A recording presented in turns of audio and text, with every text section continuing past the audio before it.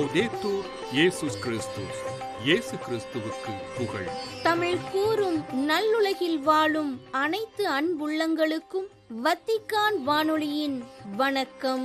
இறைவன் உங்கள் உள்ளத்தையும் இல்லத்தையும் தன் அன்பாலும் அருளாலும் அமைதியாலும் இன்றும் என்றும் நிரப்புவாராக.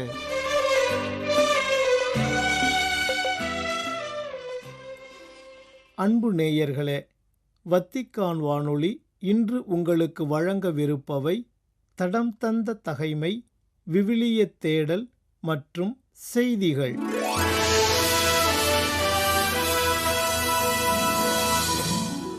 தடம் தந்த தகைமை.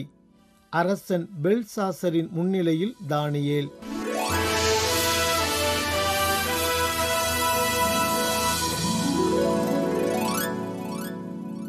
அரசனும் உயர்குடி மக்களும் எழுப்பிய கூச்சலை கேட்டு அரசி விருந்து கூடத்திற்குள் விரைந்து வந்து, அரசரே, நீர் நீடூழி வாழ்க, நீர் வீணாக அச்சமுற்று முகம் வெளிர வேண்டாம். புனிதமிகு கடவுள் ஆவி நிறைந்த மனிதன் ஒருவன் உமது அரசில் இருக்கிறான். உமது தந்தையின் ஆட்சி காலத்தில் அறிவொளியும் நுண்ணறிவும் தெய்வங்களுக்கொத்த ஞானமும் அவனிடம் திகழ்ந்தது தெரிய வந்தது. எனவே தந்தையாகிய நெபுக்கத்நேசர் அரசர் அவனை மந்திரவாதிகளுக்கும் மாயவித்தைக்காரருக்கும் கல்தேயருக்கும் சோதிடருக்கும் தலைவராக்கினார். அந்த தானியேல் வியத்தகு விவேகமும் அறிவும் உடையவன். கனவுகளுக்கு விளக்கம் கூறும் அறிவாற்றல் படைத்தவன். விடுகதைகளுக்கு விடை கூறும் ஆற்றல் உடையவன். சிக்கல்களை தீர்க்கும் திறமை வாய்ந்தவன். அவனுக்கு அரசர் பெல்தெசாச்சர் என்று பெயரிட்டுள்ளார். அவன் உடனே இங்கு அழைக்கப்படட்டும், அவன் விளக்கம் கூறுவான் என்றாள். அவ்வாறே அரசன் முன்னிலைக்கு தானியேல் அழைத்து வரப்பட்டார். அரசன் அவரை பார்த்து, என் தந்தையாகிய அரசன் யூதாவிலிருந்து சிறைப்பிடித்து வந்தவர்களுள் ஒருவனாகிய தானியேல் என்பவன் நீதானோ? உன்னிடத்தில் புனிதமிகு கடவுளின் ஆவியும் அறிவொளியும் நுண்ணறிவும் சிறந்த ஞானமும் உண்டென உன்னை பற்றி கேள்விப்பட்டுள்ளேன். இப்பொழுது இந்த சொற்களை படித்து இவற்றின் உட்பொருளை எனக்கு விளக்கி கூறுமாறு இந்த ஞானிகளும் மாயவித்தைக்காரரும் என் முன் அழைத்து வரப்பட்டனர். ஆனால் அவர்களால் இந்த சொற்களின் உட்பொருளை விளக்கி கூற முடியவில்லை. விளக்கங்கள் கூறவும் சிக்கல்களை தீர்க்கவும் உன்னால் முடியுமென கேள்விப்படுகிறேன். இப்பொழுது நீ இந்த சொற்களை படித்து இவற்றின் உட்பொருளை விளக்கினால் உனக்கு அரச உடை உடுத்தி கழுத்தில் பொன்மாலை அணிவித்து என் அரசில் 3ஆம் நிலையில் உன்னை அமர்த்துவேன் என்றார். விவிலியத் தேடல். திருப்பாடல் 31 பகுதி 6. கடவுளுக்கு அஞ்சுவோருக்கு கடலளவு நன்மை. ஒரு வரம் நான் கேட்கின்றேன், திருப்பதம் நான் பணிகின்றேன். மனிதனாக, முழு மனிதனாக வாழும் வரம் தான் கேட்கின்றேன். ஒரு வரம் நான் கேட்கின்றேன், திருப்பதம். அன்பர்களே, ஓர் ஊரில் சிறுவன் ஒருவன் இருந்தான். அவன் மிகுந்த தெய்வ பக்தியும் தெய்வ பயமும் கொண்டவன். அவனது அன்னை அவனுக்கு நல்ல நீதி கதைகளை கூறி வளர்த்து வந்தார். தான் துன்பப்பட்டாலும் தனது மகன் நல்லவனாக பிற்காலத்தில் வாழ்ந்து சிறப்பு பெற வேண்டும் என்று அவர் மிகவும் ஆசைப்பட்டார். அதனால் அவனுக்கு தீய பழக்கங்கள் வராமலும் அவனுடன் தீய நண்பர்கள் சேர்ந்து விடாமலும் மிகவும் கண்ணுங்கருத்துமாக வளர்த்து வந்தார். அவன் வளர்ந்து வாலிபனான போது வேலைக்கு சென்றால்தான் தாயை காப்பாற்ற முடியும் என்ற நிலை ஏற்பட்டது. அதனால் வேறொரு ஊருக்கு வேலைக்கு செல்ல வேண்டிய நிர்பந்தம் ஏற்பட்டதால் அவன் ஊரை விட்டு கிளம்பினான். அவன் கிளம்பும் நாள் வந்தபோது தாய் அவனிடம், மகனே, நீ எப்போதும் கடவுளுக்கு அஞ்சுவனாகவே நடந்து கொள்ள வேண்டும். உனக்கு என்ன நேர்ந்தாலும் உண்மை பேசுவதை மட்டும் விட்டுவிடாதே. எங்கும் எப்போதும் யாரிடத்திலும் உண்மையை மட்டுமே நீ பேச வேண்டும். அதுவே உனக்கு எண்ணற்ற நன்மையான காரியங்களை கொண்டு வரும் என்பதை மட்டும் மறக்காதே என்று கூறி அவனை அனுப்பி வைத்தார். அக்காலத்தில் எங்கு சென்றாலும் நடைப்பயணம்தான். வாகன வசதிகள் கிடையாது. ஆகவே அந்த வாலிபன் ஒரு கூட்டத்தாருடன் சேர்ந்து தனது பயணத்தை தொடங்கினான். செல்லும் வழியில் சில கொள்ளையர்கள் அந்த கூட்டத்தை வழிமறித்தனர். கூட்டத்தினரிடமிருந்த பொருள்களையெல்லாம் பறித்தனர். அந்த வாலிபனிடம் ஒரு கொள்ளையன் வந்து, உன்னிடம் என்ன உள்ளது என்று கேட்டான். அப்போது அந்த வாலிபன் தனது தாய் சொன்னதை நினைவு கூர்ந்து, என்னிடம் 40 ரூபாய்கள் மட்டுமே உள்ளன என்று உண்மையை கூறினான்.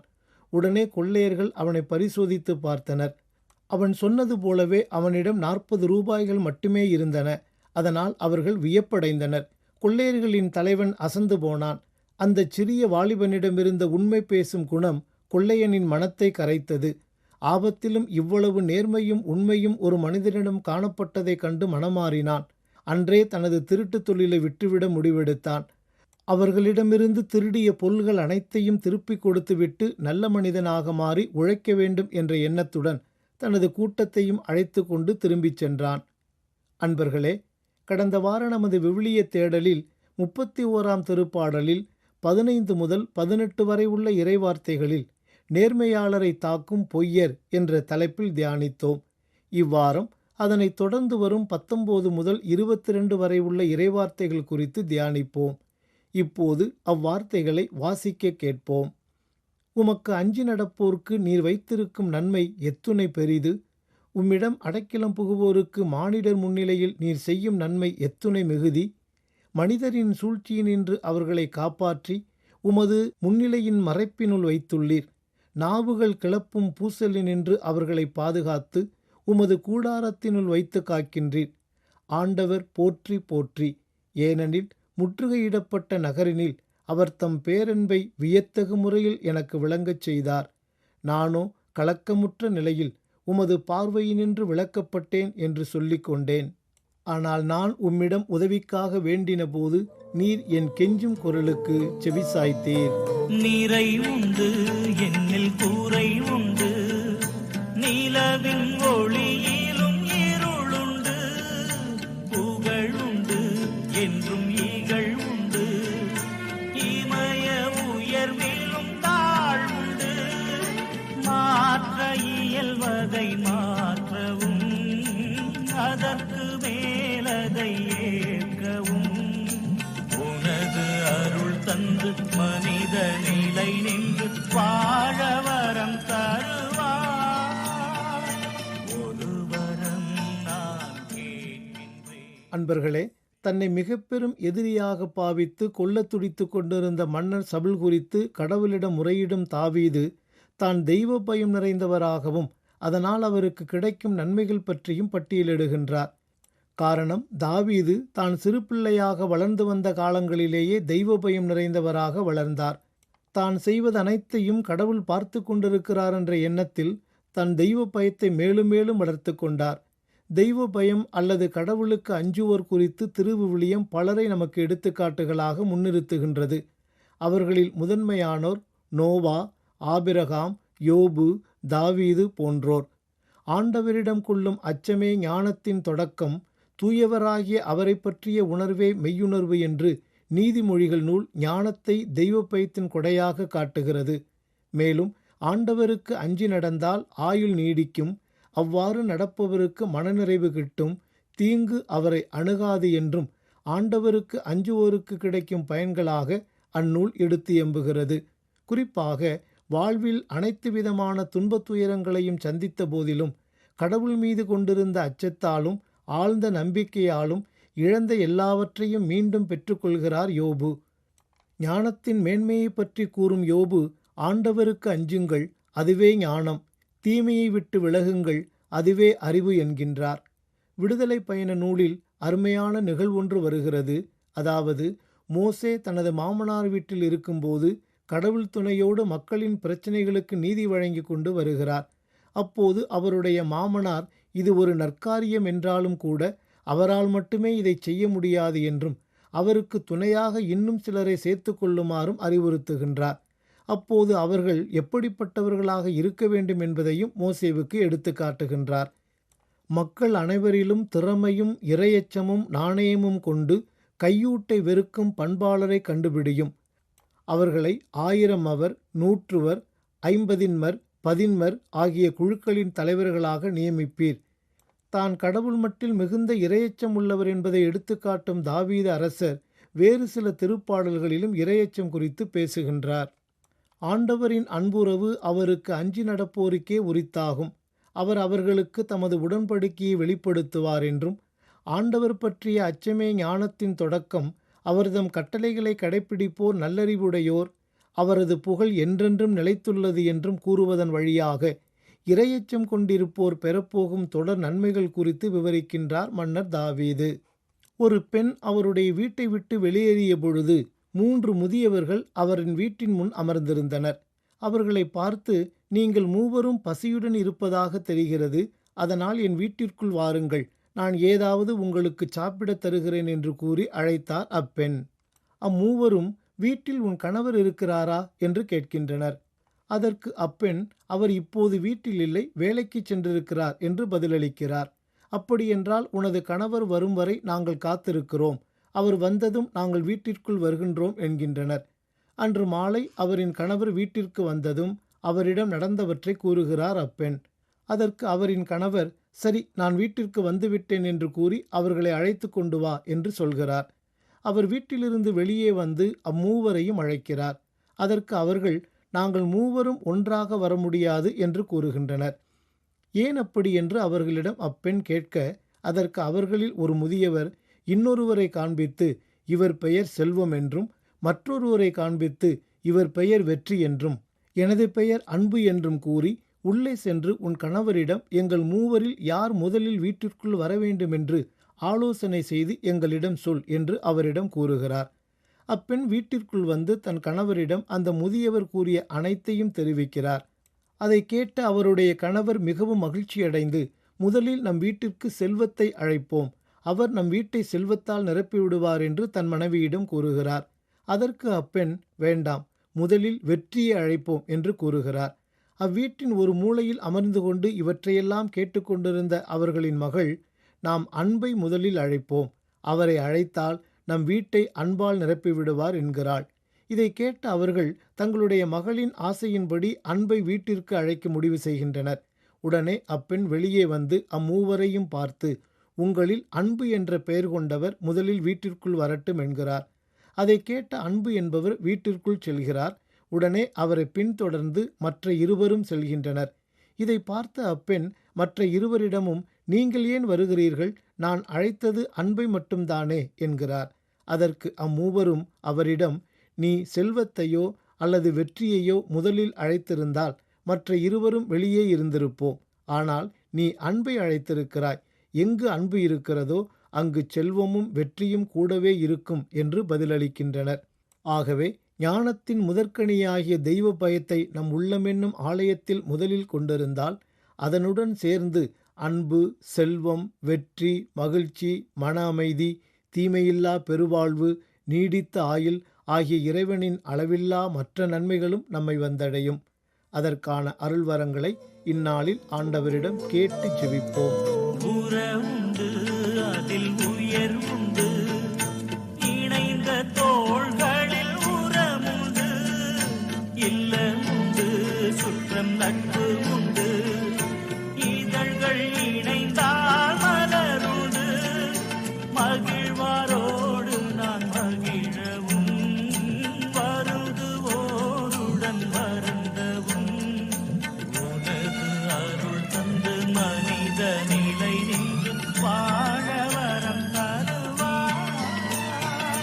ஒரு வரம் நான் கேட்கின்றேன், திருப்பதம் நான் பணிகின்றேன். கடவுளுக்கு அஞ்சுவோருக்கு கடலளவு நன்மை என்ற தலைப்பில் இன்றைய விவிலிய தேடல் நிகழ்ச்சியை உங்களுக்கு வழங்கியது வத்திக்கான் வானொலி.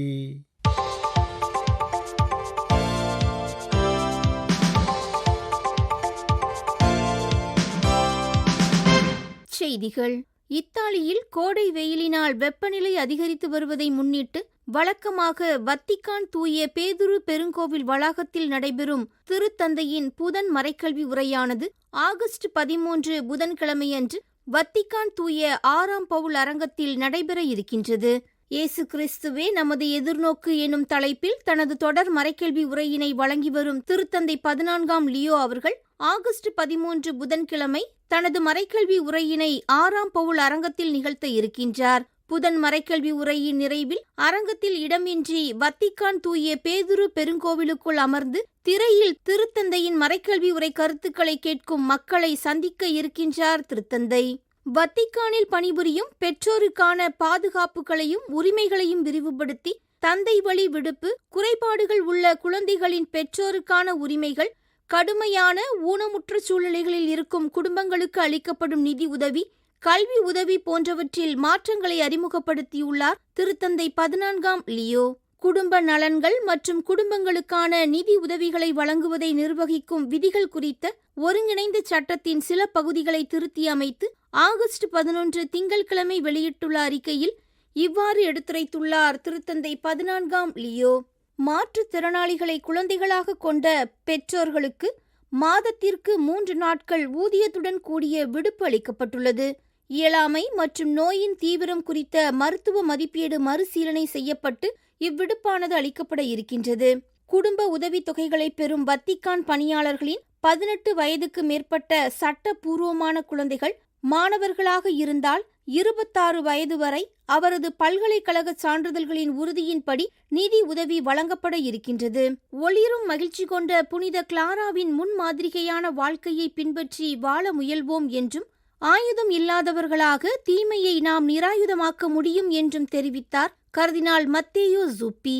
ஆகஸ்ட் 11 திங்கட்கிழமை புனித கிளாரா திருவிழாவை முன்னிட்டு அசிசியில் உள்ள புனித ருபினோ ஆலயத்தில் திருப்பலி நிறைவேற்றி மறையுரையாற்றிய போது இவ்வாறு எடுத்துரைத்தார் பொலோக்னா உயர் மறைமாவட்டத்தின் பேராயரும் இத்தாலிய ஆயர் பேரவையின் தலைவருமான கர்தினால் மத்தேயோ ஜூப்பி. புனித கிளாராவின் எடுத்துக்காட்டான வாழ்க்கையானது கிறிஸ்தவர்களுக்கு மட்டுமல்லாது திரு அவைக்கும் முழு உலகத்திற்கும் உதவுகின்ற வாழ்க்கை என்றும், கிறிஸ்துவின் எளிய பெண்ணாக புனித கிளாரா விண்ணக மாட்சிமைக்கு உயரை பறந்துவிட்டார் என்றும் எடுத்துரைத்தார் கர்தினால் ஜூப்பி. நம்மை பற்றியும் நாம் வாழ்கின்ற இந்த பூமியை பற்றியும் புரிந்து கொள்ள நமது பார்வையை மேல்நோக்கி உயர்த்துவோம் என்று கூறிய கர்தினால் ஜூப்பி அவர்கள், நாம் அனைவரும் கடவுளின் ஒரே அன்பால் வழிநடத்தப்படுகின்றோம் என்பதை உணர்ந்து வாழ வலியுறுத்தினார். வன்முறை என்பது வாழ்க்கைக்கோ அல்லது முன்னேற்றத்திற்கோ உதவும் ஒரு பாதை அல்ல என்றும், சமத்துவம், நீதி, நல்லிணக்கம் மற்றும் அமைதியை கட்டி எழுப்புவதற்கான சவால்களை நாம் மேற்கொள்ள வேண்டும் என்றும் வலியுறுத்தியுள்ளது கொலம்பிய ஆயர் பேரவை. ஆகஸ்ட் 11 திங்கட்கிழமையன்று மறைந்த 39 வயதான கொலம்பிய அதிபர் வேட்பாளர் மிகுவல் யூரிப் துர்வே அவர்களின் ஆன்மா இறைவனில் நிறையமைதி பெறவும் நாட்டில் வன்முறை அகற்றப்படவும் வலியுறுத்தி செய்தி ஒன்றினை வெளியிட்டுள்ளது கொலம்பிய ஆயர் பேரவை. கடந்த ஜூன் 7 அன்று கொலம்பிய நாடாளுமன்ற அதிபர் வேட்பாளர் தேர்தல் பரப்புரையில் ஈடுபட்டிருந்த மிகுவேல் அவர்கள் மர்ம நபரால் துப்பாக்கியால் சுடப்பட்டு தீவிர மருத்துவ சிகிச்சை பெற்று வந்த நிலையில் ஆகஸ்ட் 11 திங்கட்கிழமையன்று சிகிச்சை பலனின்றி உயிரிழந்தார். இந்தோனேஷியாவில் உள்ள திருப்பீட மறைப்பணி சங்கங்களின் மறைமாவட்ட இயக்குநர்களின் பொது பேரவையில் 38 மறை மாவட்டங்கள் அடையாளப்படுத்தப்பட்டுள்ளதாக ஃபீதேஸ் எனும் கத்தோலிக்க செய்தி நிறுவனம் தெரிவித்துள்ளது. ஆகஸ்ட் 4 முதல் 7 வரை இந்தோனேஷியாவின் ஜகார்த்தா மறைமாவட்டத்தில் நடைபெற்ற இக்கூட்டத்தில் வர இருக்கின்ற உலக மறைப்பணி நாளானது மக்களின் மத்தியில் எதிர்நோக்கின் மறைப்பணியாளர்களாக என்ற கருப்பொருளில் சிறப்பிக்கப்பட இருப்பதாக எடுத்துரைத்துள்ளது அச்செய்தி நிறுவனம். மறை மாவட்டங்களின் மறைப்பணி இயக்கவியல் தொடர்பாக ஓர் அடையாளத்தை உருவாக்குதல், புதுப்பித்தல் மற்றும் மறுபரிசீலனை செய்தல் ஆகியவை இக்கூட்டத்தின் முக்கியமான கருத்தாக இருந்தன என்றும், இந்தோனேசிய ஆயர் பேரவையின் மறைப்பணி ஆணையத்தின் தலைவர் ஆயர் அலோசியஸ் அவர்கள் தலைமையில் திருப்பலியுடன் இந்நிகழ்வானது ஆரம்பமானது என்றும் தெரிவித்துள்ளது அச்செய்தி. வடகிழக்கு நைஜீரியாவில் 33 லட்சத்திற்கும் அதிகமான மக்கள் உணவு பாதுகாப்பின்மையை எதிர்கொள்கின்றனர் என்றும், இவர்களில் பெரும்பான்மையானோர் நிலப்பரப்பின் பாதுகாப்பின்மையினால் பாதிக்கப்பட்ட விவசாயிகள் என்றும் எடுத்துரைத்துள்ளது பன்னாட்டு செஞ்சிலுவை சங்கம். நேயர்களே, இத்துடன் வத்திக்கான் வானொலியின் தமிழ் ஒலிபரப்பு நிறைவு பெறுகின்றது. நன்றி, வணக்கம்.